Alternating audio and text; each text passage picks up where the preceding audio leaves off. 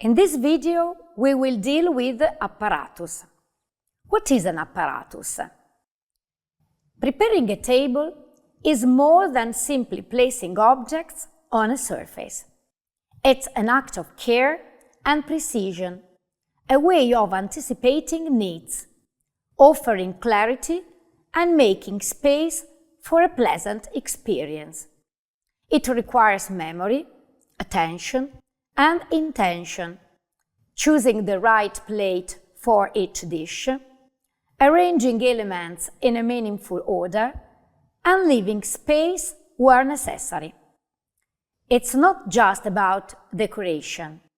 It's about function, balance, and accessibility.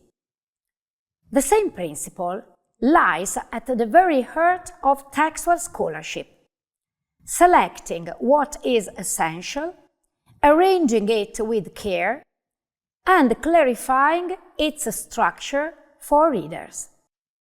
In fact, the word apparatus, used in philology to refer to the space where variants and editorial notes are recorded, comes from the same Latin root as the Italian apparecchiare, which literally means to set the table. Both derive from apparare, meaning to prepare or to make ready. The connection is not just metaphorical, it's etymological.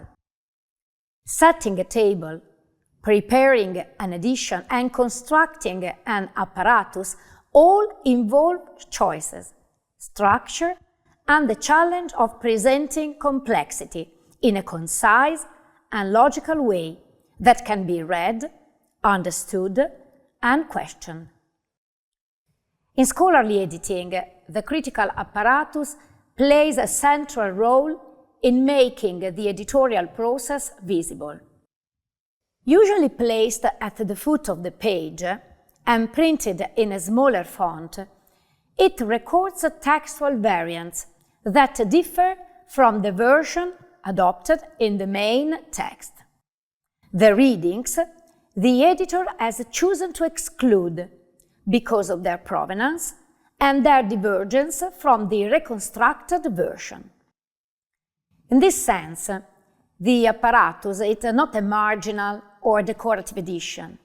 It is the space where editorial choices become transparent, inviting the reader to critically engage with the text's complexity. A well-constructed apparatus allows us to trace variants, compare possible readings, and recognize the diversity that lies beneath every version of a text.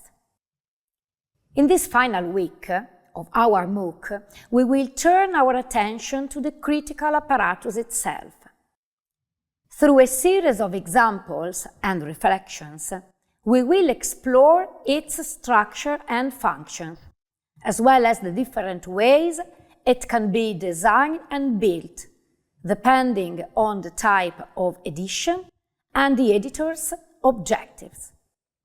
Understanding its specific features and uses is essential for reading scholarly editions in a conscious, active, and critical way.